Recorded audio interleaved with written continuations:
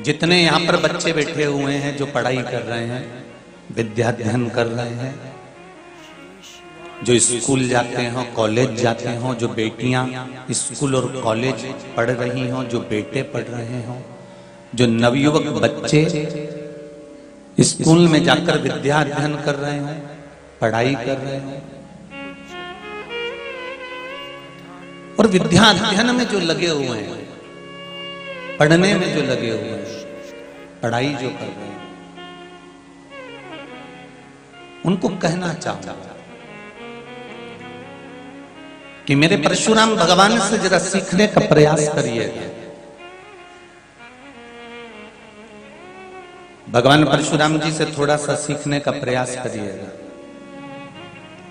कि परशुराम भगवान जब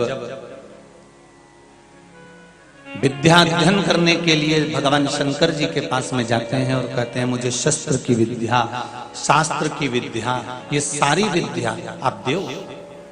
भगवान शंकर ने एक बात कही, आप नारायण के अवतार हैं परशुराम जी, स्वयं विष्णु के अवतार हैं।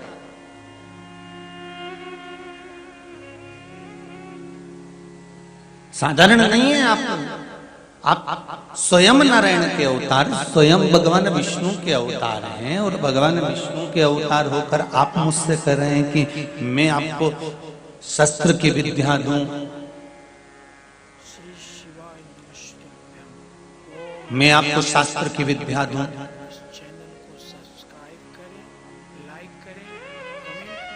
ठीक है,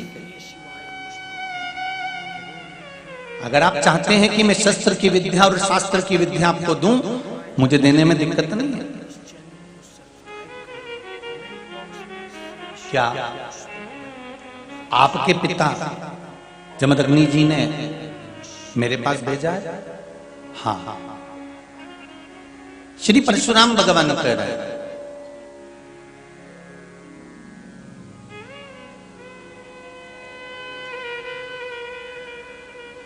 कि जमदग्नि जी ने, मेरे पिताजी ने आपके पास में भेजा है।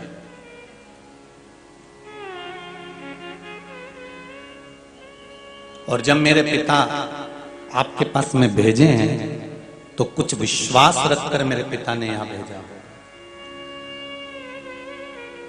कोई भरोसा रखकर, विश्वास रखकर, दृढ़ता रखकर। एक स्कूल में बच्चों को पढ़ने के लिए, एक गुरुकुल में बच्चों को विद्याध्ययन करने के लिए, एक स्कूल के अंतर्गत बच्चों को जब विद्या के लिए भेजा जाता है तो माता पिता पूर्ण तरह से विश्वास कर लेते हैं कि हाँ, ये बच्चा यहाँ पढ़कर प्रबल बन सकता है।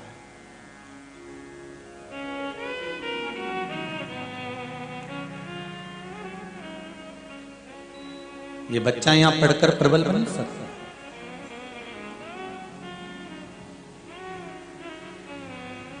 उसको ये ज्ञात हो जाता है।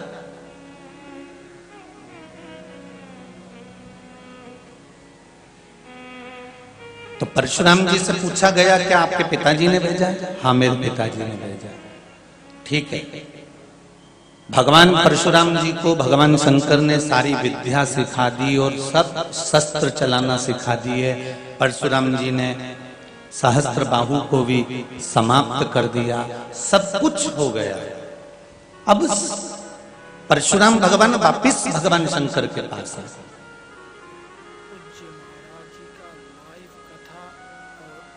शिव के परम उपासक थे। आप में से कई लोग ऐसे होंगे जिन्होंने कोई गुरु मंत्र नहीं लिया होगा अभी तक भी। आप में से कई लोग ऐसे होंगे जो गुरु मंत्र नहीं ले पाए। कितने लोग बैठे हैं ऐसे जिन्होंने गुरु मंत्र नहीं लिया, जिन्होंने नहीं लिया अभी तक? ठीक है, कोई कारण होगा इसलिए नहीं लिया होगा। शिव महापुराण की कथा कहती है, बहुत समझदारी रखिएगा इस चीज के लिए।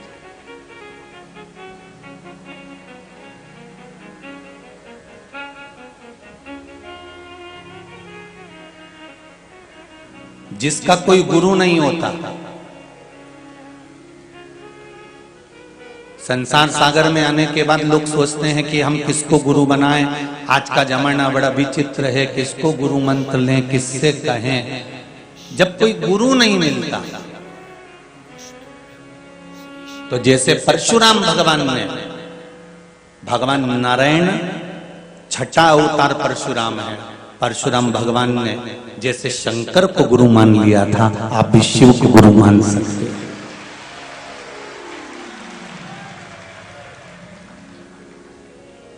पानी पियो छान और गुरु करो जान। 50 बार विचार करना तब जाके कोई गुरु मंत्र लेना, और विचार कर लेना कि ये गुरु जी हमको तार सकता है कि मार सकता है। विचार करिए, नहीं तो आज का जमाना गुरु फिरे बाजार में, गुरु फिरे बाजार में, हमसे दीक्षा ले, नरक पड़ो चाहे स्वर्ग जाओ, पर लिफाफा हम ही को दे। नहीं तो आज के जमाने में तो गुरु ऐसे मिलेंगे जो कहेंगे तुम नरक जा रहे हो, स्वर्ग जा रहे हो, तुम कहां जा रहे हो, उससे गुरु को कोई फर्क नहीं पड़ता।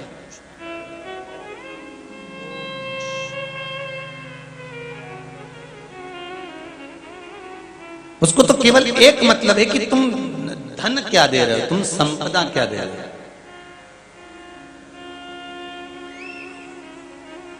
तुम दौलत क्या दे रहे हो।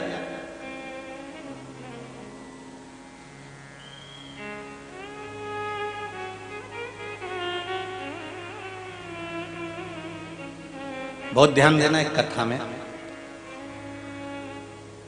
राम जी के मंदिर जाओगे तो हो सकता है कोई पूछ सकता है कि तुम भगवान राम को काय का भोग लेकर आए। कृष्ण मंदिर जाओगे तो हो सकता है कोई पूछ सकता हो कि आप भगवान कृष्ण को काय का भोग लेकर आए। देवी के मंदिर जाओगे तो हो सकता है कोई पूछ सकता है कि तुम सुहाग सामग्री लाए कि नहीं लाए। केवल 33 कोटि देवता में एक देव अधिदेव महादेव एक ऐसे होते हैं जहां पर यह पूछा नहीं जाता कि तुम क्या लेकर आए हो, क्योंकि यहां तो शिव पुराण कहती है कि चढ़ी हुई बेलपत्र भी धोकर चढ़ा सकते हो, तो लाने की जरूरत ही क्या है।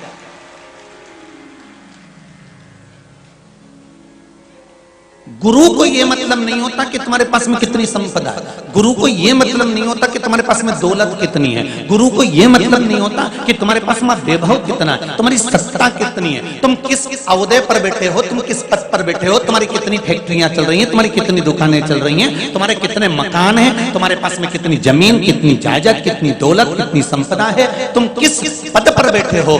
गुरु को इससे मतलब नहीं होता। गुरु को तो एक मतलब होता है कि मैंने तुझे गुरु मंत्र दिया है तो तू भजन कितना कर रहा है, क्योंकि डिग्री यहां देखी जाती है, वहां तो भजन ही देखा जाता है, स्मरण ही देखा जाता है। वहां आपकी डिग्री नहीं देखी जाएगी, यहाँ तो वहां केवल आपका कीर्तन, भजन, स्मरण, मंत्र जाप, नाम जाप जो आप कर रहे हैं इस पंडाल में बैठकर और आस्था चैनल के माध्यम से, फेसबुक यूट्यूब के माध्यम से, अपने घर पर बैठकर या पंडाल में बैठकर जो भगवत नाम ले रहे हैं वहां वो देखा जाए।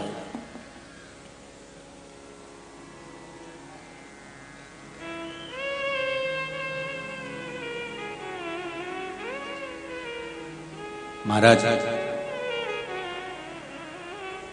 परशुराम भगवान ने खूब प्रेम से, आनंद से, खूब भक्ति में सब कुछ सीखा, सारा राजसी ठाट, सहस्त्रबाहु के प्राण भी ले लिए, कई बार छत्री विहीन भी करा दिया। अब परशुराम भगवान शंकर जी के पास आए और शंकर जी के पास आकर कहते हैं अब ये बता दीजिए कि गुरु दक्षिणा में मैं आपको क्या दूं। मूल कथा यहां है।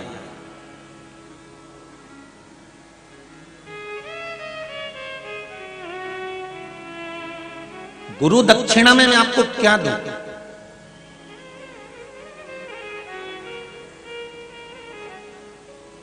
हम क्या दे दें भगवान को कि भगवान खुश हो जाए। बोलो री जी और रायसेन वाली, जितने लोग बैठे हैं भाई बंधु, वो भी बताओ कि भगवान को हम क्या दें कि भगवान खुश हो जाए। दौलत दे दें, अच्छे कपड़े दे दें, भगवान को 56 भोग दे दें, क्या करेंगे भगवान?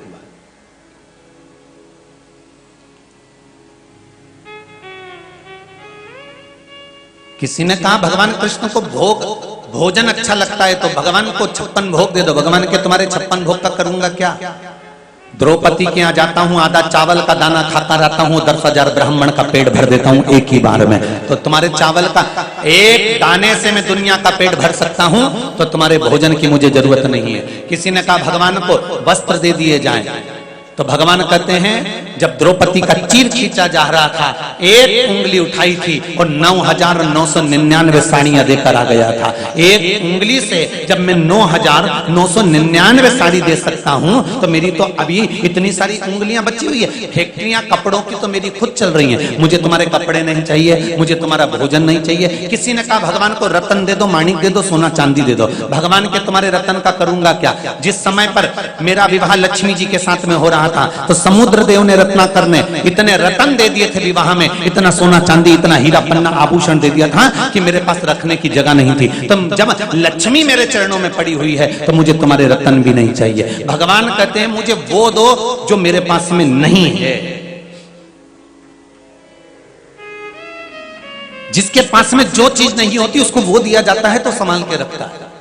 तुम्हारे पास में लाल कलर की साड़ी नहीं होगी, कोई लाल देगा, तुम संभाल के रखोगे। तुम्हारे पास में पीली साड़ी नहीं होगी, पीली देगा, तुम तुरंत उसकी फाल फीको सब बनवा के तैयार कर लोगे, चोली वोली सिलवा लोगे, सब पूरी तैयारी कर कर रख लोगे।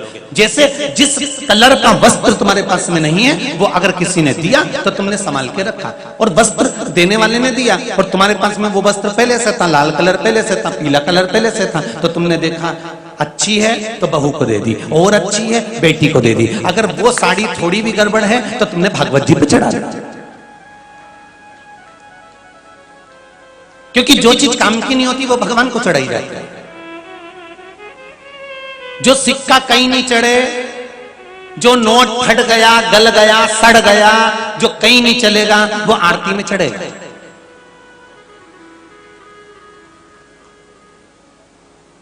इसके लिए भी किसी ने पूछा, गुरुजी दुनिया के लोग दुकान पर जाते हैं तो दुकानदार कह देता है अच्छा चढ़ाओ, अच्छा दो, नोट अच्छा दो, फटा हुआ नहीं लेंगे, सिक्का अच्छा दो, ऐसा नहीं लेंगे। बैंक में जाओ तो भी कहते हैं सिक्का नहीं चलेगा, ये नहीं होगा, वैसा नहीं होगा। तो एक बात समझ में नहीं आती गुरुदेव, तो फिर लोग भगवान के सामने फटा हुआ नोट, खोटा सिक्का क्यों चढ़ाते हैं? तो शिव महापुराण की कथा कहती है कि वो शंकर का दरवाजा है। शंकर के दरवाजे पर शास्त्र कहता है जो कहीं नहीं चलता वो शिव के दरवाजे पर ही चलता है, वो शिव के द्वार पर ही चलता है।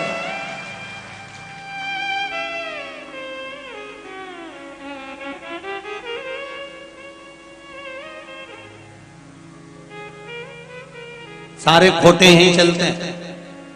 तुम अंदाजा लगा लो, भगवान विष्णु ने भगवान नारायण की जब शादी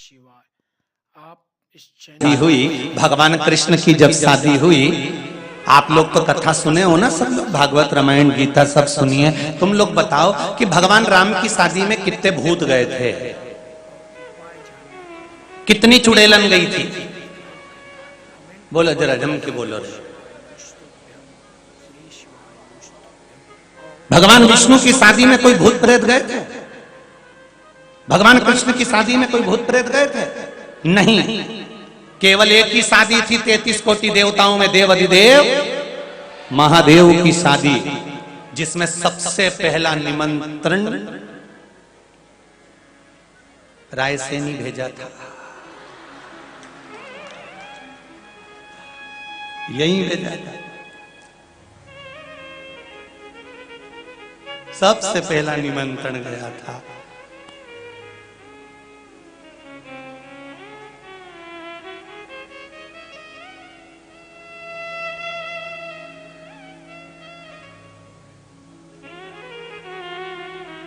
जैसे शादी पक्की होती है तो सबसे पहले पार्लर बुक होता है, उसी तरह शंकर जी की शादी में भी सबसे पहले पार्लर बुक हुआ था।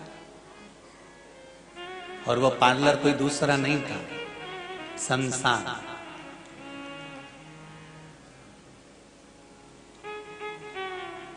इसलिए आज भी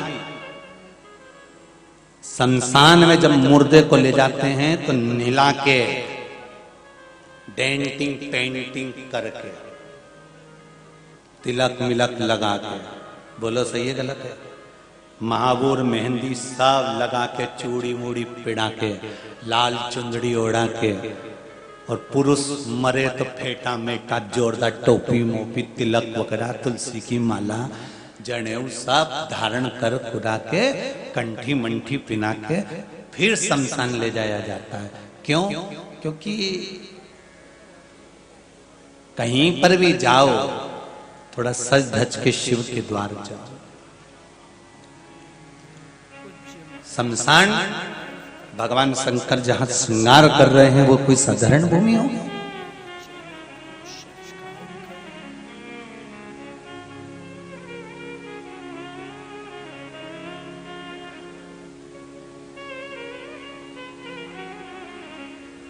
आप में से कितने लोग हैं जो शादी के बाद ससुराल से पहली बार मायके गए हों और मायके नहीं गए हों, उसकी जगह तुमने कह दिया हो कि मुझे मायके नहीं जाना, मेरी शादी हो गई, मैं ससुराल में रहूंगी और ससुराल में रहूंगी, इसके सिवाय मैं कहीं नहीं जाऊंगी, मैं मायके भी नहीं जाऊंगी। कोई है ऐसा जिसने किया हो कि मायके नहीं जाऊंगी? जाओगी, मायके पहुंचो। केवल एक थी, वो थी माता पार्वती, जो अपने पति भगवान शंकर से कहती हैं कि मुझे मायके नहीं जाना।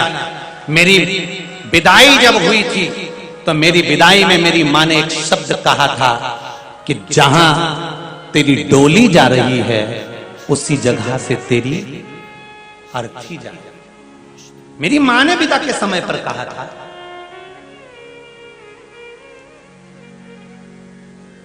स्वामी आप कहां लेकर जा रहे हो मुझे? भगवान शंकर ने कहा तेरे मायके छोड़ने के लिए जा रहा हूं, बहुत दिन हो गए, चल घूम आना। मुझे मायके नहीं जाना, फिर मुझे तो वहां जाना है जहां आखिरी में लोग जाते हैं। शंकर भगवान ने कहा कहां? पार्वती जी बोली शमशान। शमशान? हाँ। पार्वती तुझको मालूम है अगर तू शमशान जाएगी तो वहां मेरे पहचान वाले बहुत मिलेंगे, क्योंकि अपनी तो पहचान ही वही है। और मैं जैसे ही जाऊंगा ना और डमरू बजाया, डमरू बजाते से ही सारे शमशान के इकट्ठे होकर कहते हैं हम आपकी शादी में गए थे, हमको पेट भर के भोजन नहीं मिला था तो पार्टी दो। ऐसे बहुत सारे दोस्त हैं जो नवयुवक लड़के लोगों का जब विवाह होता है ना, शादी होती है, तो शादी होने के बाद जब ये दोस्तों इकट्ठे होते हैं ना, तो दोस्तों को पकड़ के कहते हैं भाई देख, सीधी बात है, हम तेरी बारात में गए, खूब नाचे, खूब एंजॉय करा, खूब नोट की गड्डी उड़ाई, ने डीजे भी बजवाया, ने डिस्को भी करा, पर एक बात है क्या हुआ ये बता, भोजन में मजा नहीं आया, हमको खाना नहीं मिला। हम आखिरी में गए ना 10-11 बज गई थी और 11 बजे तो गुलाब जामुन की केवल चाशनी बची थी और कई गुलाब जामुन थी उसमें 4-6, पर गुलाब जामुन के ऊपर का गुलाब गायब था, गुलगुल बचा था। तो अरे भाई, अरे दोस्त से कहा पार्टी तो लगती है, तुझे पार्टी तो देना पड़ेगा, चाहे कुछ भी हो जाए तुझे पार्टी देना पड़ेगी तेरी शादी की। तो भगवान शंकर कहते हैं पार्वती से जैसे ही मैं शमशान में जाता हूं और डमरू बजाता हूं, वैसे ही मेरे जितने पहचान वाले हैं ना सब आके कहने लगते हैं भोलेनाथ जी आपकी शादी में गए थे, हमको पार्टी दो, पार्टी दो। तो अब क्या करें? तो पार्वती जी ने कहा पहले मुझे शमशान को लेकर चलो, फिर सोचा जाएगा। सत्ययुग में, त्रेता युग में, द्वापर युग में एक ही शमशान था।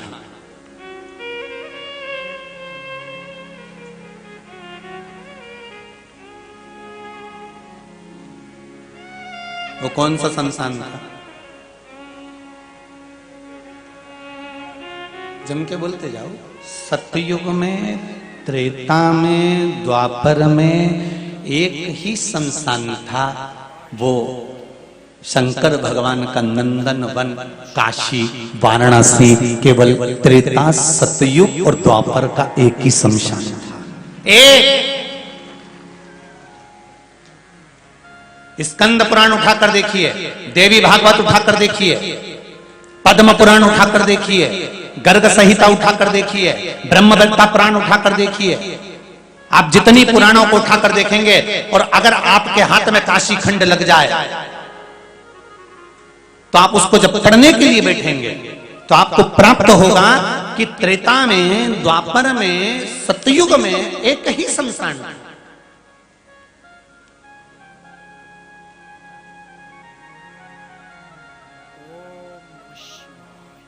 शिव जी कहते हैं मैं तुझे लेकर चलता हूं, मां मेरे पहचान वाले मिल जाएंगे और चिल्लाएंगे भोजन के लिए, क्या करेगी? पार्वती जी कहती है आप जो आज्ञा करोगे मैं कर दूंगी। ठीक है, शंकर भगवान ले गए पार्वती जी को शमशान में। अभी तक कैलाश पर रहते थे मेरे भोलेनाथ, आज शमशान में पहली बार पहुंचे हैं पार्वती को लेकर। शिव आते थे पर पार्वती नहीं आई थी, पहली बार माता पार्वती शमशान में पहुंची, काशी में पहुंची। और जो पार्वती जी ने शमशान की रौनकता देखी, इसीलिए पूरी दुनिया में जिंदा आदमी होली खेलता है, काशी में तो मुर्दे होली खेलते हैं। काशी में होली के दिन जितनी अर्थियां आती हैं जलने के लिए, जो शव आते हैं जलने के लिए, उन अर्थियों को लोग उठा के नाचते, डिस्को करते हैं। तुमने कभी मुर्दे को डिस्को करते देखा? अरे बोलो तो जम के नहीं देखा ना, तो अगली बार होली खेलने काशी चले जाओ। जब होली में काशी पर जाओगे तो काशी में जो होली होती है, शमशान की होली, जहां पर अर्थी कंधे पर पड़ी रहती है और मुर्दे बंधे रहते हैं, और काशी के लोग मुर्दों के साथ होली खेलते हैं, क्योंकि मेरा भस्मीधारी खेलता है, मेरा शिव। पूरी दुनिया में एक ही स्थान है, काशी वाराणसी, जहां शमशान में होली होती है और मुर्दा खेलता है।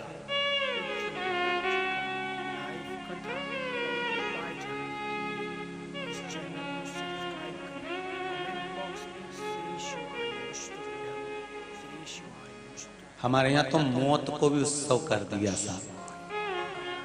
हमारे यहाँ मृत्यु को भी उत्सव मनाया जाता है कि अगर मर गया ना, रोने की जरूरत नहीं है, मर गया ना, भजन की जरूरत है।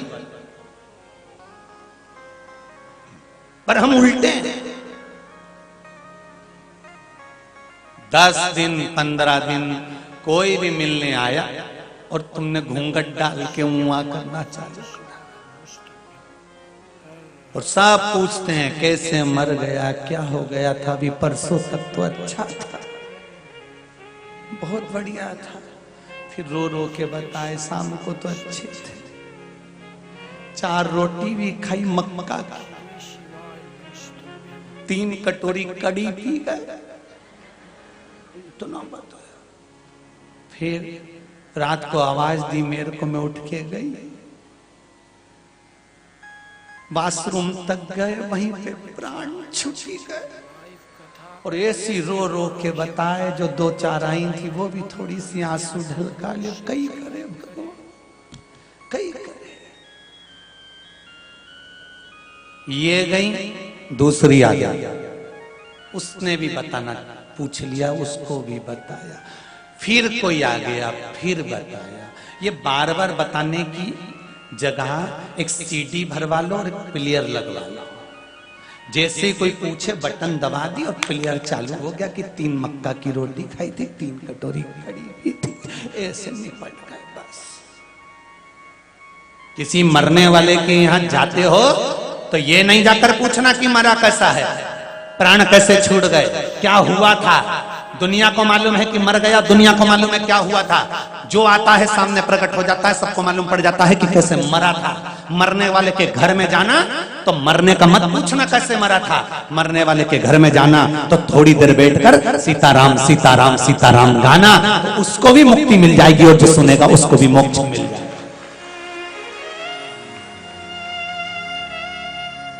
पर रीत अलग है ना। और बच्चा कुचा था तो वो उठाओ ना हो गया, तीसरे के दिन फोटो सामने रख दिया, लेडीज इधर बैठ गई, जेंट्स इधर बैठ गए घर के, और पूरे गांव के लोग आके सामने बैठते जाएं और बहुएं आपस में बात करती जाएं। कमलाबाई की बुआ मरी थी जब तो अपन पूरे गए थे, इसके यहां से तो अकेली आई है, रामकिशन तो दिख ही नहीं रहा। हाँ, उनका लड़का आया है भेरू। इनको जो मर गया उससे मतलब नहीं है, कौन उठाने में आया, कितनी गाड़ियां इकट्ठी हुई, कितने लोग एकत्रित हुए, कितने लोग मुंह दिखाने आए, इनको उससे मतलब है। उठाने का मतलब होता है कि जिस जीव आत्मा के लिए उठावना रखा है, उस जीव आत्मा के तीसरे दिन उसके सामने, उसके फोटो के सामने बैठकर भगवान नाम का भजन करना। उठाने का मतलब होता है कि जब आप भजन करेंगे तो परमात्मा इस जीव को उठा कर ले जाएगा तीसरे दिन, उसको उठावना कहा गया। तुम्हारे आने से, मुंडा दिखाने से, थोड़ी सी स्माइल दे देने से, 2 मिनट बैठकर चले जाने से, 4 बजे का उठावना पूरा करके जाने से उसको उठावना नहीं कहा जाता। 15 मिनट बैठकर राम नाम, कृष्ण नाम, शिव नाम, भगवान की भक्ति को धारण करने को उठावना कहा जाता है।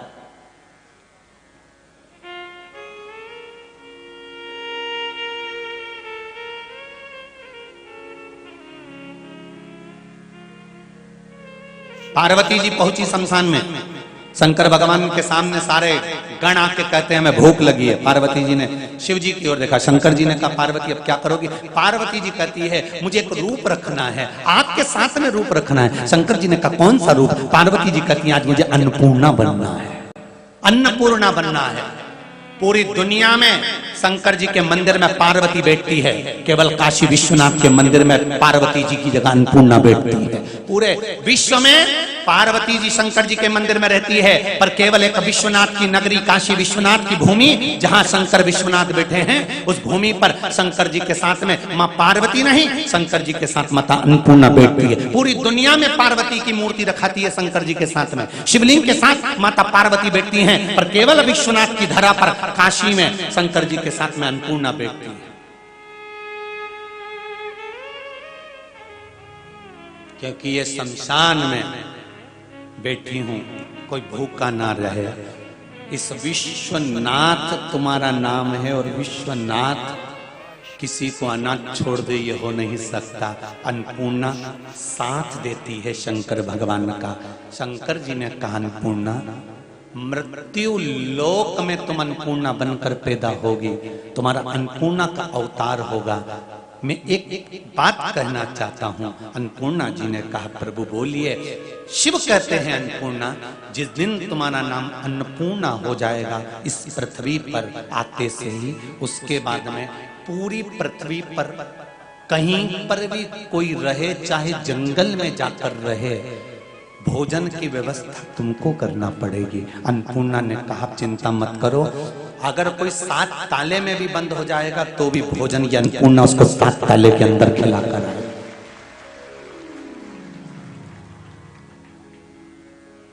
7 ताले में भी अगर कोई बंद हो गया तो अन्नपूर्णा उसको भोजन कराने जाती है।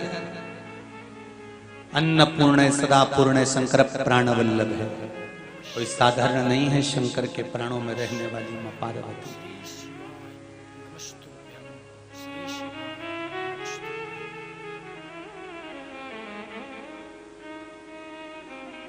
क्या दें हम शिव को? भगवान शंकर ने क्या मांगा आपसे? किसी भी मंदिर में जाओगे आपको कुछ पूछा जा सकता है कि यहाँ क्या दोगे? शंकर आपसे कभी नहीं कहेंगे कि आप क्या दोगे। शिव तो कहते हैं कि मेरी बेलपत्र चढ़ी हुई धोकर तू मुझ पे चढ़ा दे, बहुत है।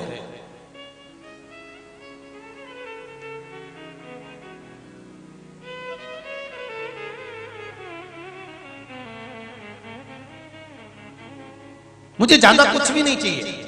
परशुराम भगवान ने बार बार भगवान शंकर से कहा कि मैं आपको गुरु दक्षिणा क्या दूं, मैं आपको गुरु दक्षिणा में दूं, क्या दूं मैं आपको गुरु दक्षिणा में? भगवान शंकर ने कहा मुझे दक्षिणा में कुछ भी नहीं चाहिए। नहीं नहीं, गुरु दक्षिणा तो लेना पड़ेगी, आप मेरे गुरु, आपने मुझे गुरु मंत्र दिया।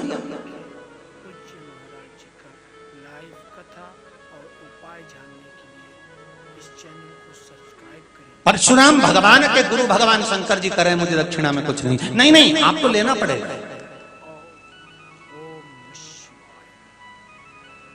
भगवान शंकर ने कहा परशुराम जी आपने मेरी विद्या पर विश्वास करा, इसलिए आपने कई बार विजय प्राप्त करी। सुन लो रायसेन वालों, आस्था पर कथा सुनने वालों और यूट्यूब फेसबुक पर कथा सुनने वालों, सावधानी से सुनना। शंकर के वचन परशुराम के चरित्र में भगवान परशुराम जी के सामने भगवान शंकर क्या कह रहे हैं कि सुनो परशुराम जी, आपने, मैंने जो विद्या दी आपको, आपने उस पर विश्वास करा, इसलिए आपकी जगत में विजय प्राप्त हुई है। संसार में जन्म लेने वाला मनुष्य जब मेरे शब्द पर, मेरी पूजन पर, आराधना पर विश्वास करना चालू कर देगा तो उसकी हर जगह पर विजय प्राप्त होती रहेगी। ऐसी कोई जगह नहीं जहां विजय नहीं। एक पत्र आया है, पत्र बहुत सारे हैं, अभी यहां भी रखे हुए हैं।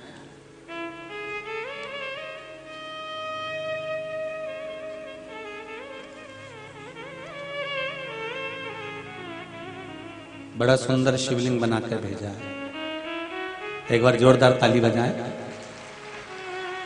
पत्र के स्वरूप में बहुत सुंदर बनाया है। राजेश जी वर्मा, प्रेम नारायण जी वर्मा, पता सेमरा, जिला भोपाल, मध्य प्रदेश से हैं। कहीं बैठे हो तो हाथ उठा सकते हैं, अगर दूर बैठे हो तो हिलाए हाथ तो मालूम पड़ जाए। राजेश जी वर्मा, प्रेम नारायण जी वर्मा, पता सिमरा, जिला भोपाल, मध्य प्रदेश। कहीं बैठे हो तो हाथ हिलाइएगा। बैठे हाथ हिलाओ, जरा दिख जाओगे।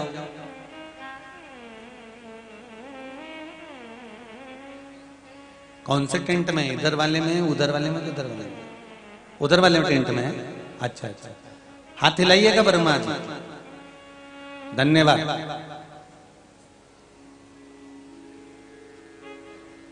आपने पत्र में लिखा है वर्मा जी, गुरुजी पहले मैं आपकी कथा का श्रवण नहीं करता था। मेरा परिवार, मेरी माताजी, मेरी धर्मपत्नी एवं मेरी बहू, यह लोग आपकी कथा सुनते थे। तो मैं आकर इन लोगों से कहता था कि कई तंबी इना गुरुजी ना पल्ला पड़ी गई, उनकी भाषा में लिखा है, चक्कर में पड़ गई।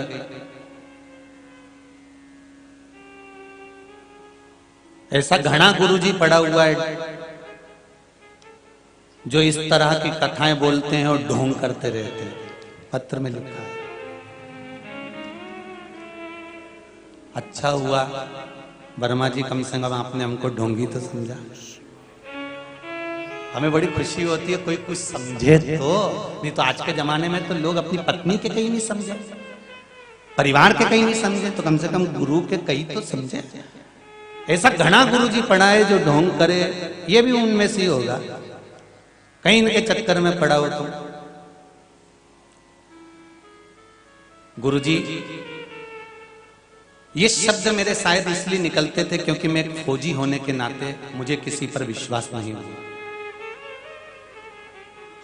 पर लोटा भर जल चढ़ाने का, शिवलिंग पर जल चढ़ाने का क्या फल होता है श्री शिवाय नमस्तुभ्यम का, ये मैं मेडिकल की सारी रिपोर्ट भेज रहा हूं, हॉस्पिटल की रिपोर्ट भेज रहा हूं, एक्सरे भेज रहा हूं और पूरी फाइल भेज रहा हूं कि मेरे साथ क्या हुआ।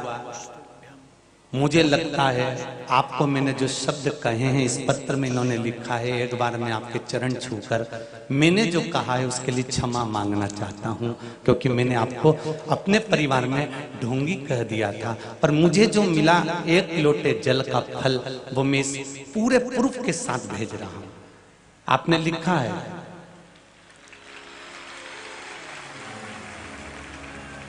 मेरा एक ऑपरेशन हुआ। वर्मा जी अगर आ सकते हो तो आ जाइए, मैं आपके मुंह से ही सुनना चाहूंगा। अगर आपको आने में दिक्कत ना हो तो आप पीछे से दौड़कर आ सकते हैं, बता सकते हैं अपनी दशा। मेरा एक डाइजेक्शन के ऑपरेशन हुआ, करवाया, गंभीर समस्या हो गई थी। तब उपाय में से एक उपाय, 1 लोटा जल शिवलिंग पर, 1 लोटा जल पीपल के पेड़ पर, 1 बेल के पेड़ पर और 1 लोटा जल आंवले के पेड़ पर चढ़ाना शुरू किया। 1 हफ्ता हुआ और मुझ पर भोले बाबा की ऐसी कृपा हुई, अब मैं रोग मुक्त हो गया हूं। सब कुछ मुझे, एक बात इन्होंने यहां लिखी है, ऑपरेशन कराने के बाद भी मैं ठीक नहीं हो पाया, दूसरे ऑपरेशन की तैयारी हो गई थी। 1 लोटा जल जहां जहां आपने उपाय में बताया वहां वहां चढ़ाना चालू करा। अब रोग मुक्त हूं, सब कुछ मुझे पचने भी लगा है, समर्थवान हो गया हूं, दवाइयां खूब खाई। अब बेलपत्र खाकर अपने पूरे शरीर को मैंने ठीक कर लिया है। मेरी सारी दवाई बंद हो गई है, सारी दवाई बंद हो गई, अब कोई दवाई नहीं बची।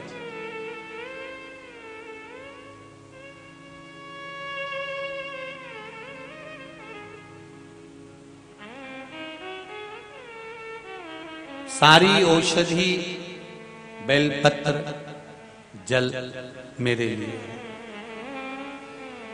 वर्मा जी बहुत बहुत साधुवाद। आए हैं क्या? आओ जरा, माइक दो जरा।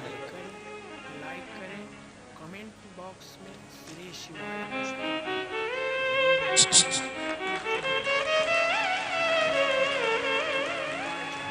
बस बस उठ जाओ, बाबा की कृपा हुई है, उठिए, माइक दो जरा।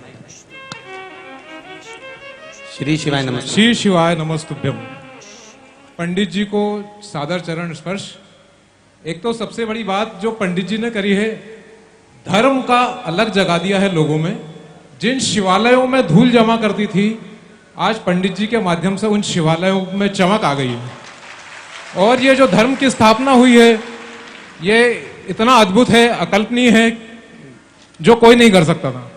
और मेरे साथ जो घटना हुई थी, मेरे को पाइल्स की प्रॉब्लम हो गई थी। मैंने ऑपरेशन करवाया था कोटा में, तो मैंने भोपाल के बंसल हॉस्पिटल में भी दिखाया था और वहां पर सारी जांचें हुई थी मेरी। मैं ऑपरेशन के लिए तैयार हो गया था, लेकिन थोड़ा खर्चा ज्यादा था, इसलिए मैंने भोपाल में ना करवा के कोटा जाके करवाया था। ऑपरेशन के बाद मुझे डाइजेशन की बहुत ज्यादा प्रॉब्लम हो गई थी। 16 दिन बाद ही मुझे डाइजेशन की इतनी ज्यादा प्रॉब्लम हो गई थी, खाना पच नहीं रहा था, बहुत परेशान था। मैंने भोपाल के गैस्ट्रो केयर हॉस्पिटल में दिखाया, वहां सारी जांचें करवाई, लेकिन सब में यही आया था कि आपको एसिड बहुत ज्यादा बन रहा है, उसकी वजह से आपको डाइजेशन प्रॉब्लम हो रही है। मैं इतना परेशान हो गया था, मुझे 7 महीने हो गए ऑपरेशन करवाए हुए। मैंने अगस्त में ऑपरेशन करवाया था 2021 में, अभी 2022 चल रहा है, अप्रैल में है, 7 महीने हो चुके हैं।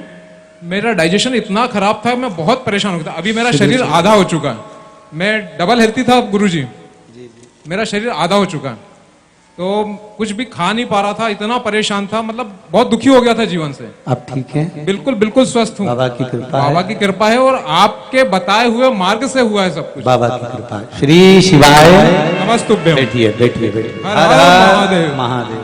बहुत बहुत साधुवाद। एक पत्र और है हमारे बीच में, जो इसी कथा के पंडाल का तत्काल पत्र है, ध्यान दीजिएगा।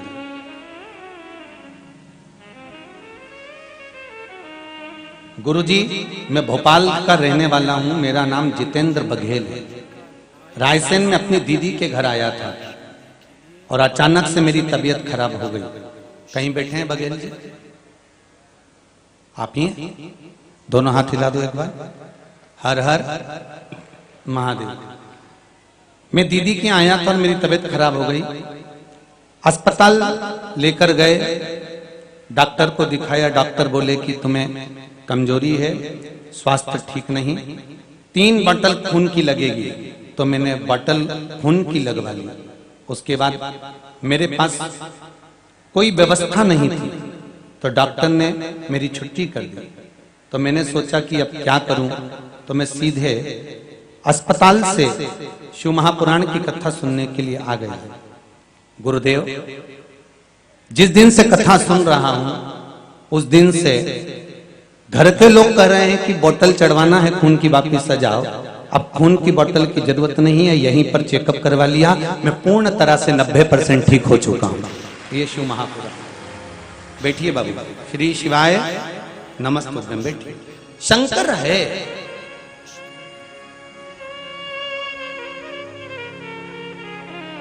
अगर विश्वास पक्का है,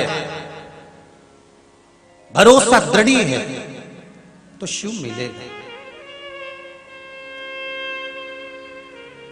और इसका ये सब प्रूफ है। देखो कितने पत्र हैं, ये ढेर पत्रों का अंबार लगा हुआ है। ये सब आपके ही हैं, सब आपके।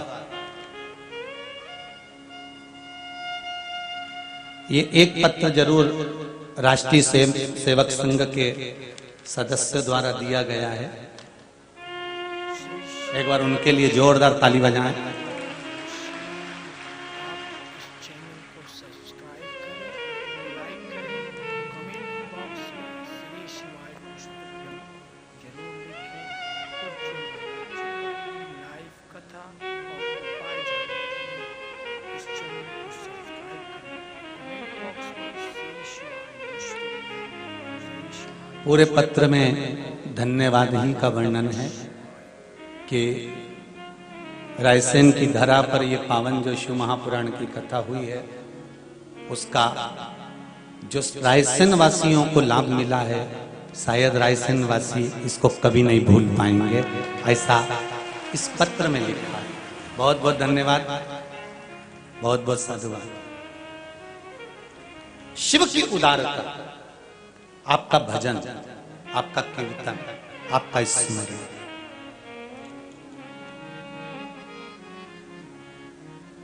आप केवल मेरे बाबा भोलेनाथ जी को आपसे कुछ नहीं चाहिए, मेरे शंकर को, मेरे शंभू को आपसे कुछ भी नहीं चाहिए, सब अपने पास रखो। मेरे शंकर को तो केवल चाहिए तो आप एक लोटा जल प्रतिदिन उसको दिल से चढ़ाना प्रारंभ कर दीजिए, बस वो आपका हो गया और आप उसके हो गए। फिर कोई बीच में पर्दा रहा ही नहीं, कोई पर्दा नहीं।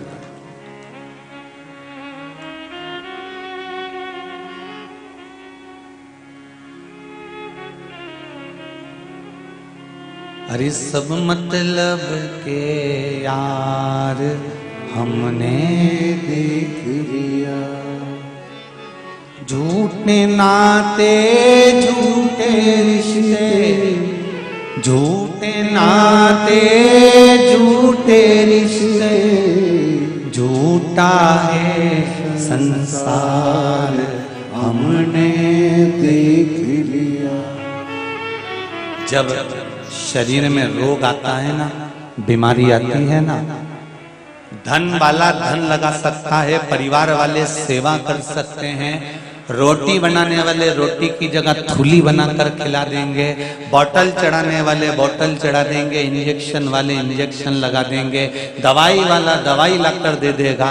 पर सत्य बात यह है कि अपने कर्म का भोग कोई कितना भी पैसा खर्च कर ले, पर भोगना इस शरीर को ही पड़ता है, कोई दूसरा नहीं भोग सकता, कोई दूसरा नहीं भोगे।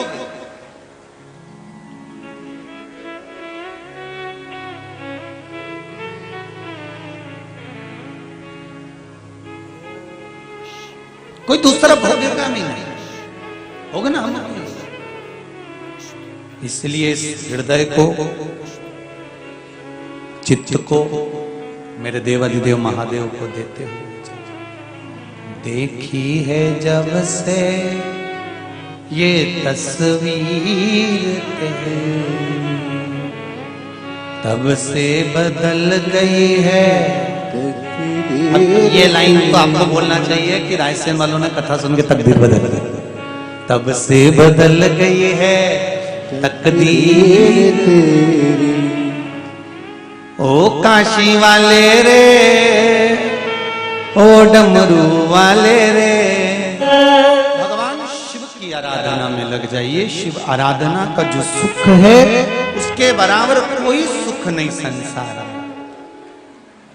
आप शिव की भक्ति करो तो आप शंकर की आराधना करो तो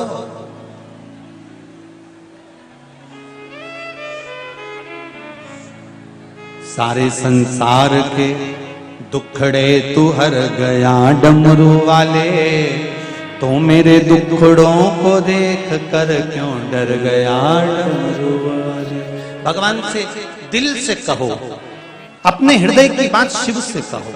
श्री, साथ में बोलो, साथ में, श्री शिवाय नमस्तुभ्यम, श्री शिवाय नमस्तुभ्यम, श्री शिवाय नमस्तुभ्यम, श्री शिवाय नमस्तुभ्यम, श्री शिवाय नमस्तुभ्यम।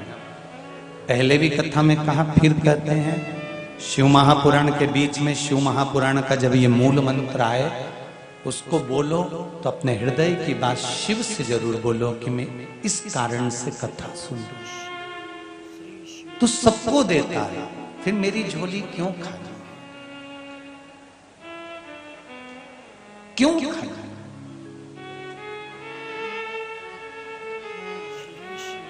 परशुराम भगवान ने कहा भगवान शंकर से,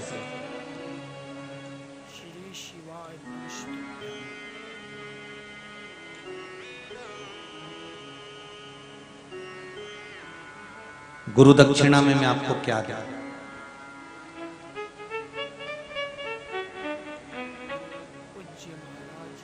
महाराज, हम भगवान को क्या दे सकते हैं?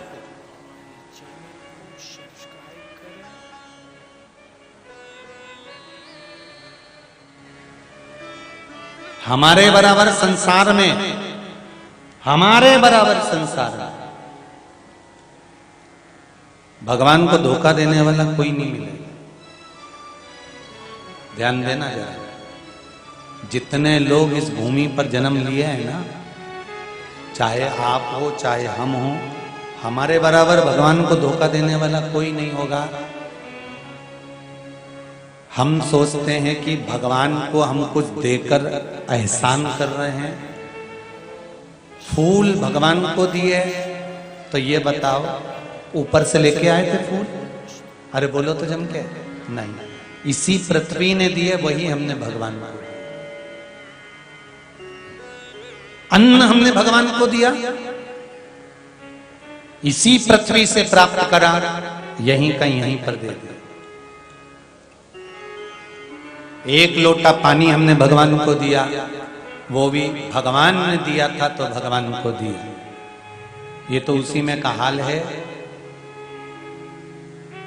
कि जैसे एक मित्र के यहां जाता है, कुछ लेकर नहीं गया तो उसी के घर की कोई एक सींदरी निकाल कर कागज में लपेट कर रख ली और उसको गिफ्ट में दे दी। मित्र ने जब अंदर ले जाकर सिंदरी खोली तो सिंदरी खोली तो उसमें तो उसको दिखा कि ये तो मेरे घर की सिंदरी है, इसने निकाल कर दे दी दीवार पर से। फिर भी मित्र ने कुछ नहीं कहा, उसको लगा ठीक है, उसने निकाल कर दे दी ना, हो गया, कोई बात नहीं।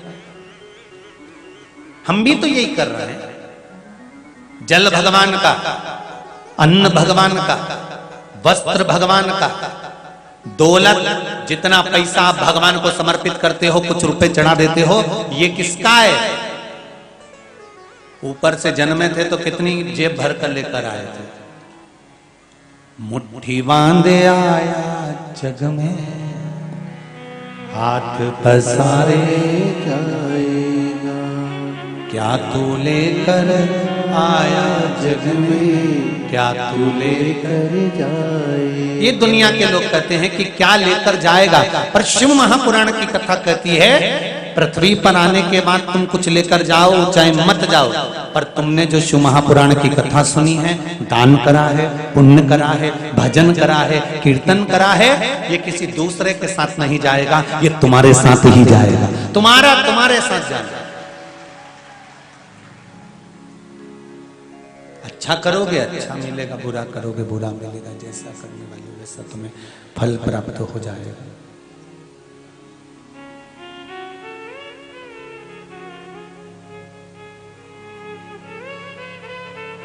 अब दिल से कहो उसको।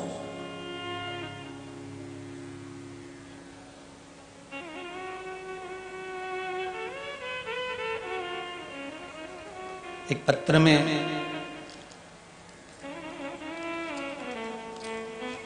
लिखा है,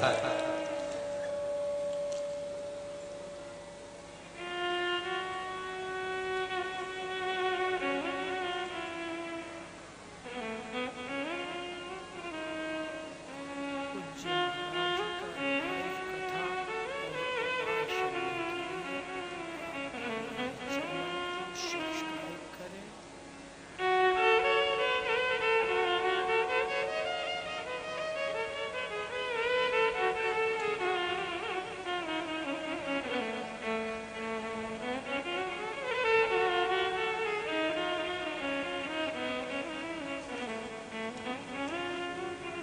मेरा नाम दिया शिखा प्रजापति है। मैं भोपाल की रहने वाली हूँ। कहीं बैठी हैं आप ही हैं? दोनों हाथ हिला दो एक बार। हर हर, जरा जम के तो बोलो, यहां तक आवाज आ जाए। हर हर महादेव। आपने लिखा है, दिया दीदी, गुरुजी प्रणाम। कल मेरी बेटी और भांजी के बैग ऑटो में छूट गए थे।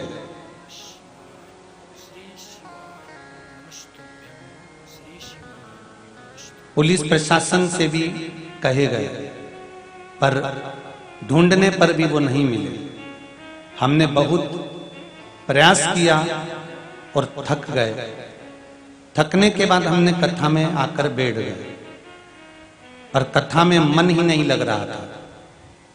किसका लगेगा, मेरे खोई गयो बाजूबन। कथा में मन नहीं लग रहा था और दिल से एक ही संवाद निकल रहा था, अगर मेरे बैग नहीं मिले ना भोलेनाथ, तो मैं कभी तुम्हारी कथा नहीं सुनूंगी, भले सियोर वाला महाराज की। मैं और मेरी बेटियां भोपाल घर के लिए निकल गए, पर शिव को कथा सुनना थी, तो हम कथा सुनकर घर जाने के लिए वापस निकले। और जैसे ही हमने ऑटो वाले को हाथ दिया, हमारे सारे बैग उसी ऑटो में रखा कर आ गए और हम घर लेकर चले। बैठ जाओ दीदी, बैठ जाओ। हर हर महादेव। एक लोटा पानी चढ़ा देना भोलेनाथ जी। ये शिव कृपा है। एक पत्र और है, बड़ा सुंदर लिखा है किसी ने।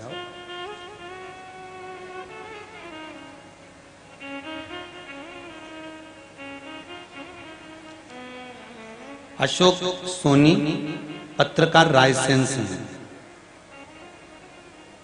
कहाँ बैठे हैं अशोक जी सोनी, पत्रकार रायसेन? आप ही हैं?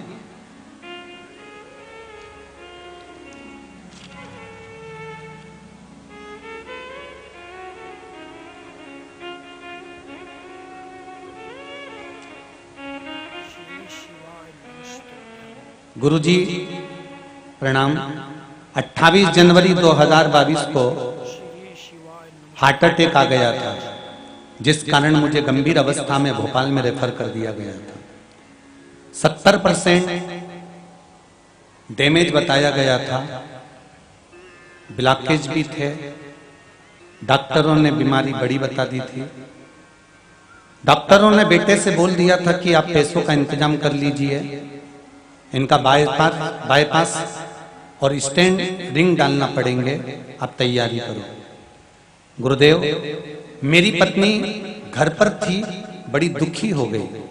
इसी बीच मेरी बहन का मोबाइल आया और उन्होंने कहा कि भाभी चिंता मत करो, आप भाई साहब के ऊपर से पशुपति व्रत बोल दो, भगवान शिव शंकर जी से प्रार्थना करो। मेरी पत्नी ने मेरी बहन से जवाब में कहा कि मैं व्रत तो करूंगी, पर तुम्हारे भाई साहब जब भोपाल से ठीक होकर यहाँ आ जाएंगे तभी व्रत चालू करूंगी। गुरुजी, यह बात के बाद मेरी पत्नी घर में मंदिर पूजा घर में जाकर भोले बाबा से प्रार्थना करने लगी, श्री शिवाय नमस्तुभ्यम का मंत्र उच्चारण करने लगी और बाबा से प्रार्थना करी। चमत्कार क्या हुआ गुरुजी, जब मेरी एंजियोग्राफी हुई तो डॉक्टरों ने उसी समय पर कह दिया कि अब इनको ना स्टेंट डालने की जरूरत है, ना ऑपरेशन की, ना बाईपास की जरूरत है, घर ले जाओ वापस। ये शिव कृपा। और आज बाबा की कृपा से मैं कथा के पंडाल में बैठा हूं, पूरी अपनी जितनी बन रही सेवा कर रहा हूं। मैं भी एक पत्रकार हूं। बहुत बहुत साधुवाद रायसेन क्षेत्र के सारे पत्रकारों को नमन करता हूं। पूरे रायसेन क्षेत्र के जितने मीडिया कर्मी हैं, पत्रकार हैं, न्यूज चैनल हैं, सोशल मीडिया है, पत्रकार बंधु हैं, इन सबको नमन करता हूं जिन्होंने इस व्यासपीठ की बात को पूरे भारत तक पहुंचाई है। उसके लिए धन्यवाद, साधुवाद। आप स्वस्थ रहें, बाबा ऐसी ही कृपा बना। शिव कृपा किसको कहते हैं, ये शंकर का भक्त ही जान सकता है। जिसने एक लोटा पानी चढ़ाना जान लिया, जो शंकर जी के मंदिर में जाना चालू कर दिया, जिसने एक लोटा पानी शिव को चढ़ाना चालू कर दिया, जिसने शंकर भगवान को एक चावल का दाना चढ़ाना चालू कर दिया, या शिव पर एक बेलपत्र चढ़ाना चालू कर दिया, एक फूल की मात्र पंखड़ी भी अगर आप शंकर को चढ़ा रहे हैं, शिव के मंदिर में जाकर प्रणाम कर रहे हैं, कुछ नहीं चढ़ा सकते, दंडवत कर रहे हैं, दंडवत भी नहीं कर सकते, उसके मंदिर के बाहर से निकलकर मुस्कुराकर ही चले गए तो ही मेरा शिव कृपा कर देता है। इतना दयालु है मेरा शिखर दर्शनम सर्व पाप नाशनम। शिखर का मात्र दर्शन करने पर भी जीवों का कल्याण हो जाता है। इतना भोला मेरा शिव है। आप एक लोटा पानी चढ़ाना चालू तो करो, फिर वो क्या करता है ये उसी को मालूम है। तुम कृपा कैसी होती है तुम खुद जान सकते। दुनिया के लोग तो कहेंगे, अगर हम थोड़ा सा भी उपाय बताएंगे तो आप लोगों को कहेंगे कि बताओ सियोर वाला महाराज तो उपाय बताते रहता है। हम कुछ बोलेंगे तो लोग कहेंगे ये तो महाराज ही पगला है।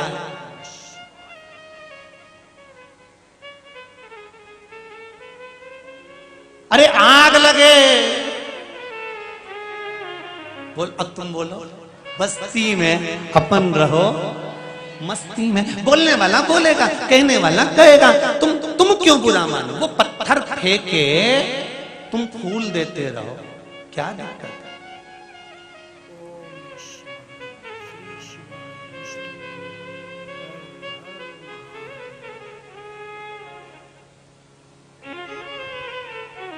शरीर मिला है, परमात्मा ने दिया, उस शरीर का सदुपयोग करो शिव भक्ति में, चित्त में। और फिर निवेदन करूंगा, जीवन में अगर दुख है, तकलीफ है, कष्ट है, रोग है, बीमारी है, बड़े से बड़ा रोग आ गया, कैंसर जैसा भी रोग अगर तुम्हारे सामने खड़ा हुआ है, इस शरीर को अगर दुख का पहाड़ भी टूट गया है, हिम्मत मत हारना, हिम्मत मत हारना। शंकर का मंदिर मत छोड़ना, उसका दरवाजा मत छोड़ना, और शिव महापुराण मत छोड़ना, पार हो जाओ, पार हो जाओगे।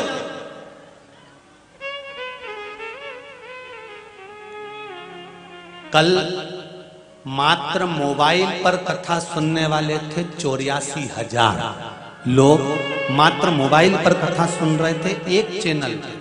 अब जरा विचार करिए कितने चैनल चल रहे हैं और कितने चैनल पर कितनी कथा लोग शिव महापुराण की सुन रहे। ये शिव तत्व अगर आपने धारण करा है, शंकर की कथा को सुना है, शिव स्मरण करा है, भगवान की भक्ति को धारण करा है, खाली नहीं जा सकता, खाली नहीं जाएगा। दिन भर मोबाइल आप चलाओ, दिन भर व्हाट्सएप चलाओ, दिन भर तुम्हें जो चलाना है चलाओ, पर थोड़ी देर अगर शिव महापुराण की कथा सुन रहे हो तो ये विश्वास मानकर चलना कि शंकर ने आपको उस पुराण पर लाकर क्यों रोक दिया। शंकर क्या चाहते हैं शिव पुराण से, क्या चाहते हैं।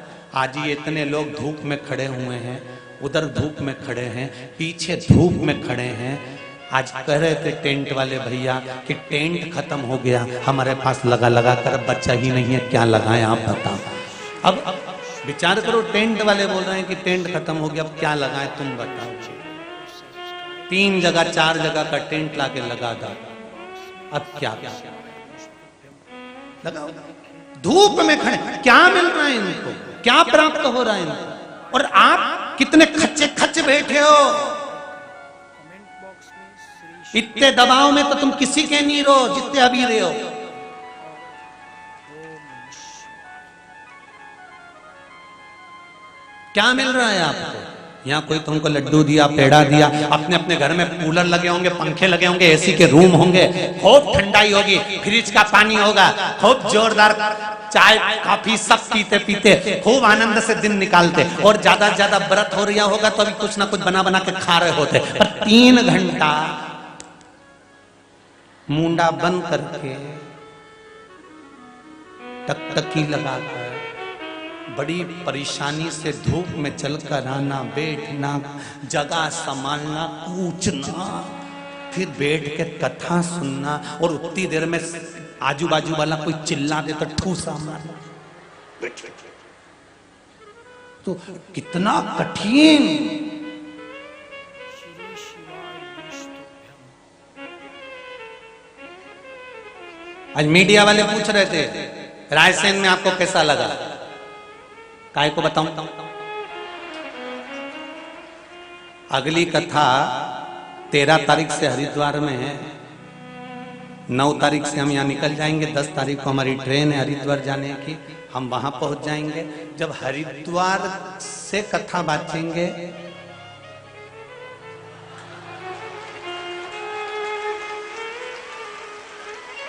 तुम टीवी के सामने तैयार होके बैठना।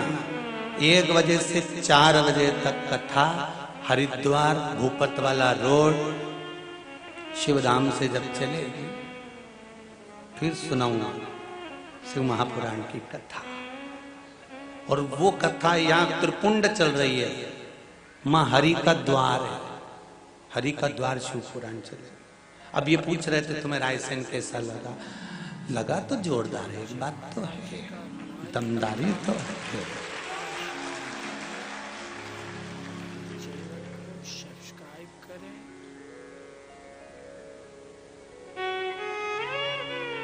बहुत शिव की कृपा है रायसेन वालों पर, भगवान शंकर की करुणा है, उदारता है।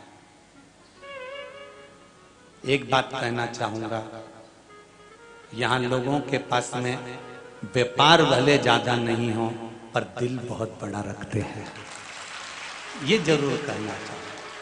हृदय है आप, चित्त वृत्ति मन आपका बड़ा प्रबल है।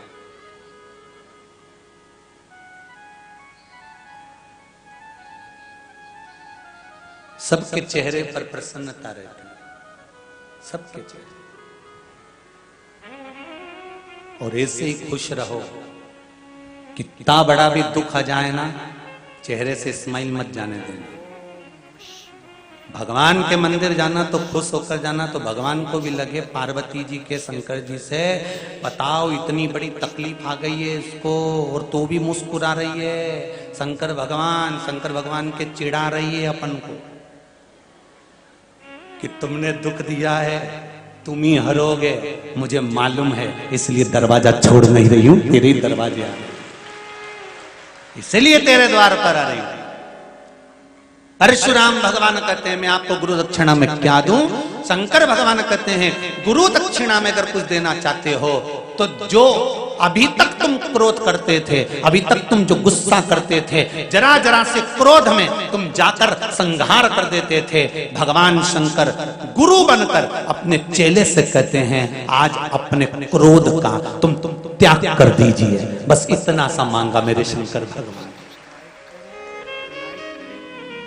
एक गुरु, एक सतगुरु, एक संसार का जो संत होता है, साधु होता है, सन्यासी होता है, तपस्वी होता है, साधक होता है, एक व्यास वक्ता होता है, एक कथाकार होता है, वो आपसे धन और दौलत की कामना नहीं करता, वो कामना केवल एक करता है कि किसी भी तरह से ये राष्ट्र फिर संवर जाए और ये राष्ट्र फिर उन्नति की ओर बढ़ जाए। उसको धन और दौलत से मतलब नहीं।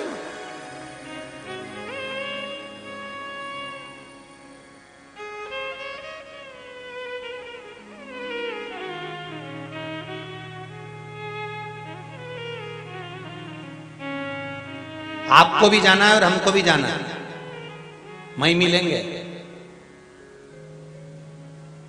कोई आगे मिलेगा, कोई पीछे मिलेगा। नग्न अवस्था में आप भी जाएंगे तो नग्न अवस्था में सियोर वाला महाराज भी जाएगा। अच्छा अच्छा करोड़पति भी जब मरता है तो डनलप के गद्दे पर बांध कर नहीं ले जाते उसे। श्री शिवाय नमस्तुभ्यं। कूलर और एसी लगाकर नहीं ले जाते उसे।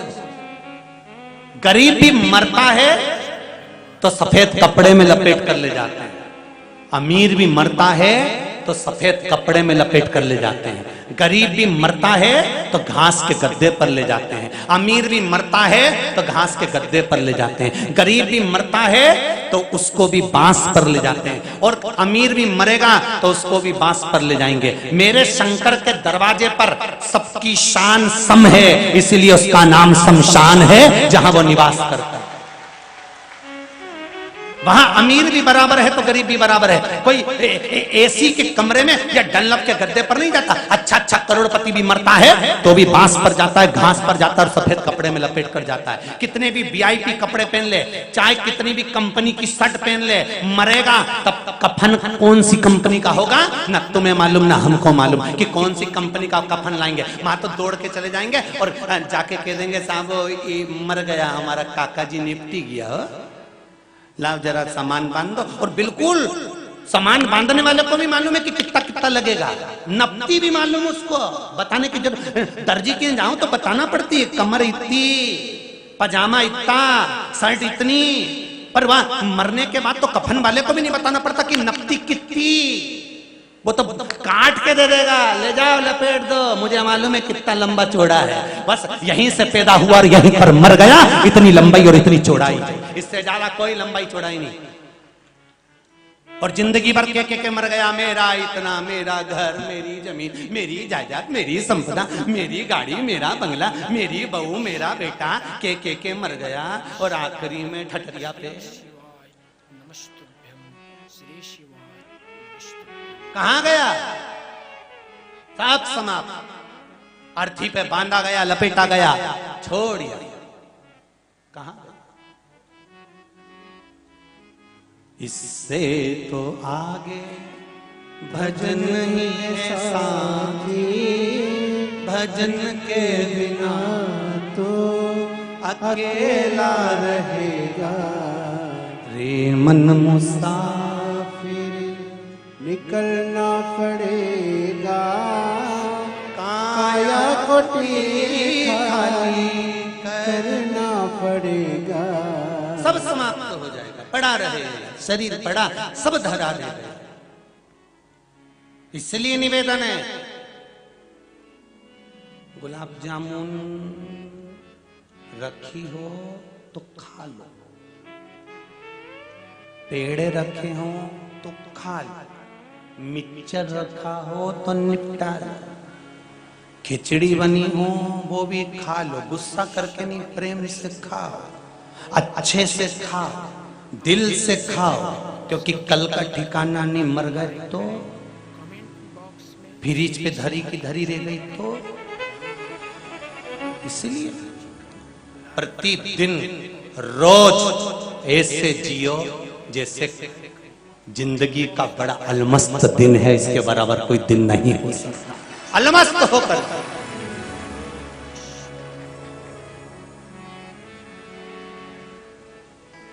कितनी साड़ी रखी तुम्हारे पास में?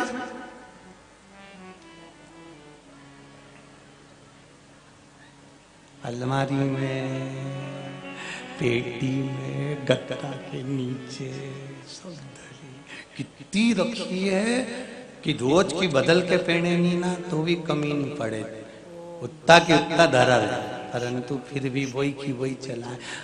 मेरे जेठ के लड़के की शादी होगी ना तब पहनूंगी ये वाली, तो और उससे पहले निपट गई तो नहीं? तो जिंदगी का कोई ठिकाना है? परशुराम भगवान से कहा, भगवान शंकर ने, क्रोध दे दे मुझको, गुरु दक्षिणा में अगर मांगा तो क्रोध मांगा,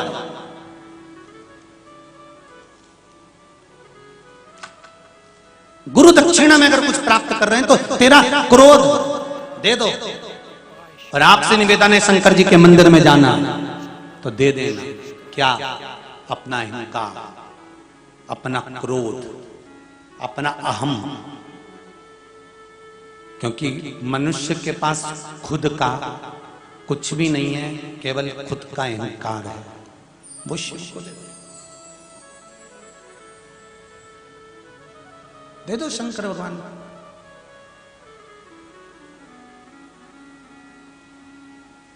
मैंने तेरे ही भरोसे ओ भोले, तेरे ही भरोसे हवा बिच उड़ती जावांगी, बाबा डोर हथो छठी नाम कटी जाएगी। ये शिव को सौंप दो।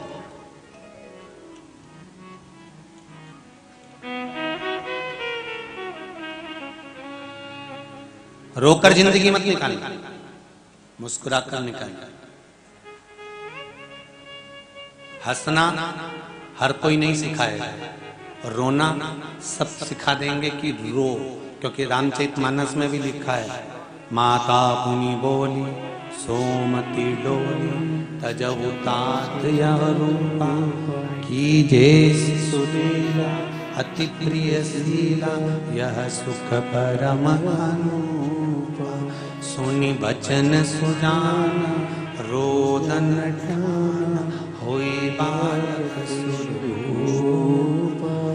रामचरितमानस में लिखा है कि माता कौशल्या जी राम जी से कह रही हैं कि रो। तो राम जी ने पूछा, मैया हम काहे को रोए, हम तो दुनिया को रुलाएंगे, तुम हमें रुला रही हो। माँ कहती है मृत्यु लोक में जन्म लिया है तो रोना तो पड़ेगा। उस दिन से नियम है, आज भी बच्चा डॉक्टर हॉस्पिटल में अगर बच्चा जन्म लेता है तो डॉक्टर और सिस्टर बच्चे को चिमटा फोड़ के धप मार के रुलाते, रो।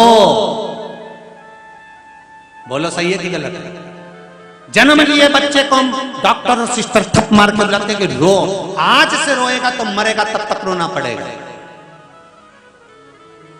मुस्कुराने के लिए तो शिव महापुराण के 7 दिन मिले। खूब मुस्कुराना, ये जिंदगी के खुशी के दिन हैं जो जीवन की सार्थकता प्रकट कर देते हैं। मुस्कुराने के लिए, इसलिए आप लोगों से कहते स्माइल प्लीज, मुस्कुराते रहो, हंसते रहो। पर हर कहीं हंसना भी मत, नहीं तो मालूम पड़े तुम यहां से जाती जाती पूरा। अब लोग भी सोचे अभी कथा में गई थी तो अच्छी थी, कथा में से आई तो मुझे तो लगता है ये टेम्परेचर चढ़ गया, इसलिए ये एसी। अब कहीं नहीं तो तुम तुरंत अल्लाह वल्लाह, अब मुस्कुराते तो लोग कहे कि बताओ अच्छी खासी गई थी, ये तो बढ़िया जोरदार, अब इसको क्या हुआ? राम कहते रहो, कृष्ण कहते रहो, शिव कहते रहो, मुझे क्रोध दे दो। गुरु मन में अगर कुछ देना है तो क्रोध दे दीजिए, लाइए क्रोध का त्याग कर दो। आज गुरु ने अपने शिष्य से गुरु दक्षिणा में क्रोध मांगा।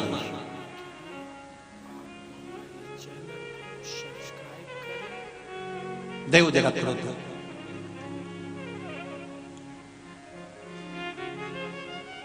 परशुराम भगवान विष्णु का छठा होता। शंकर भगवान से कहते हैं, जो आज्ञा गुरु की, आज से मैं क्रोध का त्याग करता हूं। अब मुझे ये बताओ कि ये धनुष, ये फरसा कहां लेकर जाए?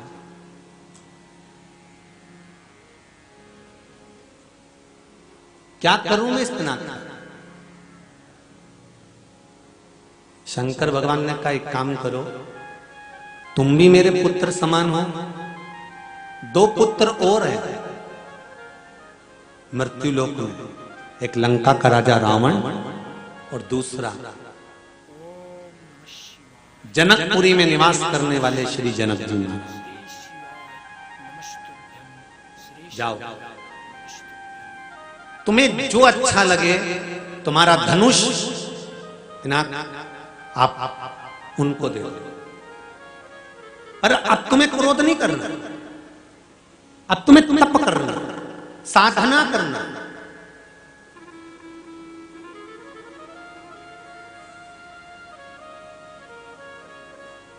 मुझे कब तक रहना पड़ेगा इस मृत्यु लोक में? परशुराम जी का शब्द है अपने गुरु जी से, शंकर भगवान से, इस मृत्यु लोक में मुझे कब तक रहना है?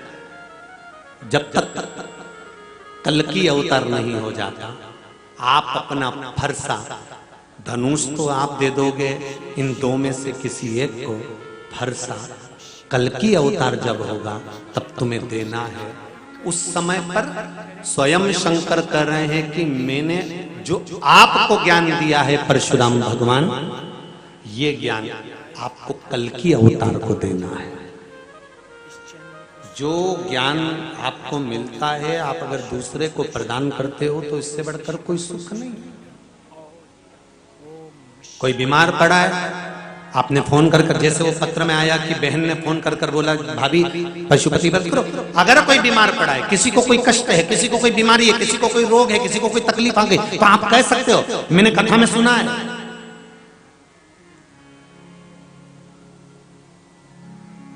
कथा निकालो वो वाली और उस कथा को सुनो। इसलिए प्रत्येक कथा का नाम लेकर बांटते हैं कि ये त्रिपुंडशु महापुराण की कथा है। आप अगर मोबाइल पर निकालेंगे तो आपको आ जाएगी कि त्रिपुंडशु महापुराण कथा में छठे दिन, पांचवें दिन ये बात कही थी, चौथे दिन ये बात कही थी, तीसरे दिन ये बात कही थी। आप निकाल सकते हैं।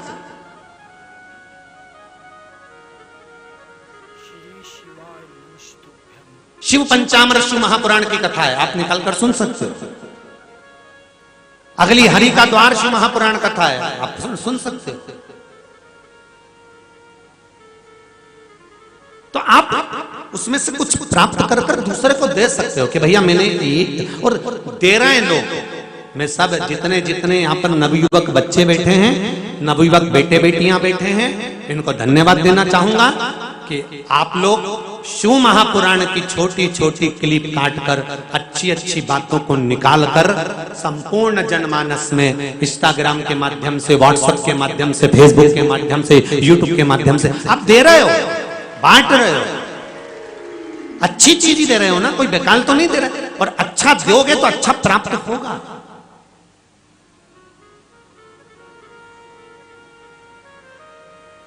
पूज्य महाराज जी का लाइव कथा और उपाय सुनने के लिए आप हमारे चैनल को सब्सक्राइब करें। अपने भक्त को भगवान अपने धाम लेकर चले जाता, उसको छोड़ता नहीं है ज्यादा समय।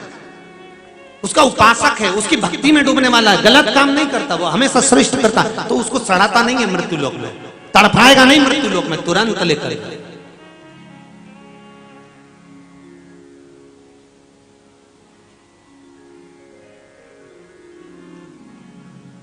एक आपके यहां भी पहले एक वो श्रीवास्तव जी हुए हैं, देवी प्रसाद करके कुछ, वो शिव मंदिर जाते थे, देवी शरणा, तो शिव मंदिर जाना, अनुमोदन करना, प्रार्थना करना, शिव भक्ति में डूबे रहना। मैं कहता हूं इनके परिवार वालों को इनके जाने का दुख नहीं होना चाहिए, इनको तो ये प्रसन्नता होना चाहिए। जाना तो सबको है, कोई आगे जाएगा कोई पीछे जाएगा, प्रसन्नता इस बात की होना चाहिए कि जो शंकर की आराधना करते करते चले जाता है उसका फिर संसार में जन्म नहीं होता, वो शिव का हो जाता है, शिव के पास।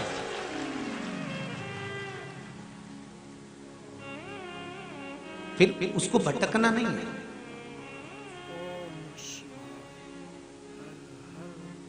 मेरे भोले तेरी नौकरी सबसे बढ़िया है, सबसे बड़ी ओ मेरे बाबा तेरी नौकरी सबसे बढ़िया है, सबसे खरी तेरे दरवाजे की चाकरी सबसे बढ़िया है सबसे। इसके लिए एक पत्र है, देखिए।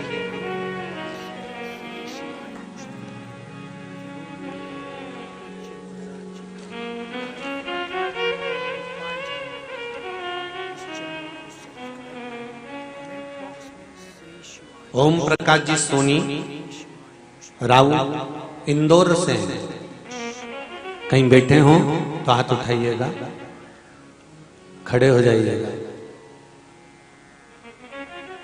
कहीं बैठे हो तो दोनों हाथ हिलाइएगा, हर हर महादेव बोलकर। श्री ओम प्रकाश जी सोनी राउ इंदौर। आपने लिखा है, गुरुदेव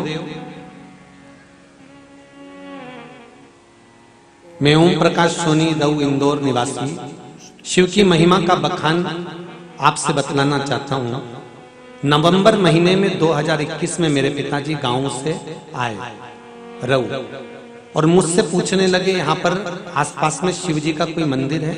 तो मैंने कहा है। तो कहने लगे रोज मंदिर दीपक लगाया करो। तो मैं मंदिर जाना शुरू किया तो मैंने देखा कि वहां पर शाम को मंदिर में लाइट नहीं थी, लाइट नहीं जलाते थे, अंधेरा था। पड़ोस के घर से लाइट की डोरी आई थी। मैंने पूछा लाइट क्यों नहीं जलाते हो आप? तो कहने लगे जिन्होंने मंदिर बनवाया उनकी कोरोना में मृत्यु हो गई, देहांत हो गया। पति पत्नी का दोनों का ही देहांत हो गया। हम भी नाराज हैं भगवान से, भगवान ने ये अच्छा नहीं किया यहां पर, इसलिए हम लाइट नहीं जलाते। तब मैंने कहा ये अच्छी बात नहीं है, लाइट तो जलाना चाहिए। उन्होंने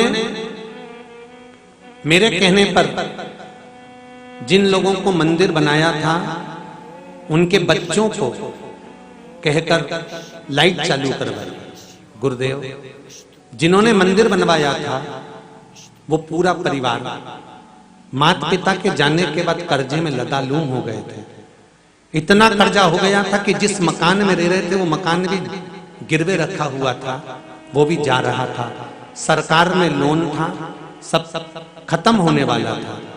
गुरुदेव मैं मंदिर में दिया जलाने का, रोशनी करने का क्या फल होता है वो बता रहा हूं। मैंने उनसे कहकर, पड़ोसी के लोगों से कहकर लाइट चालू करवाई और फल क्या हुआ कि 90 दिन उनके पास सरकार का नोटिस आ गया कि आपका कर्जा माफ होता है और आपका मकान छोड़ा जाता है। देखिए ये पत्र है। बैंक किसको छोड़े, लोन किसको छोड़े ज्यादा, पर कोई तो आया होगा जिसने जमा करा होगा। तेरे दरवाजे की चाकरी, उसके दरवाजे पर जाकर मात्र झाड़ू लगा लेना, पोछा लगा लेना, शिव मंदिर में जाकर सफाई कर देना, निर्माल्य को उठाकर विसर्जन कर देना, शंकर मंदिर के जाले निकाल देना, शंकर मंदिर की सफाई कर देना, शिव मंदिर पे ध्वजा बदल देना, शंकर मंदिर की रंगत कर देना, शंकर मंदिर में रोशनी को लगा लेना। एक दीप भी शिव मंदिर में लगाया जाता है तो ना जाने कितने कितने कितने कितने पाप हमारे छिन्न हो जाते हैं और पुण्य प्रबल हो जाता है। अब करो तो तेरे दरवाजे की चाकरी सबसे बढ़िया, शिव की उपासना करने वाला, भजन करने वाला मर भी गया ना तो उसका परिवार कभी भूखा नहीं मर सकता। अगर वो श्रीवास्तव जी का जो भी होंगे उन्होंने शंकर की आराधना करी होगी, चले भी गए होंगे ना, तो ये विश्वास से कर सकता हूं इस व्यासपीठ से कि अगर वो चले भी गए होंगे तो शंकर कितना दे रहा होगा, क्या क्या दे रहा होगा वो शंकर ही जान सकता है, क्या संभाल रहा होगा वो शिव ही जान सकता है। भले चले गए, उसकी चौखट पर करी गई नौकरी, उसके दरवाजे पर करी गया चाकरी, उसके मंदिर में करी गई सेवा खाली नहीं जा सकती। तेरे दरवाजे की चाकरी सबसे बढ़िया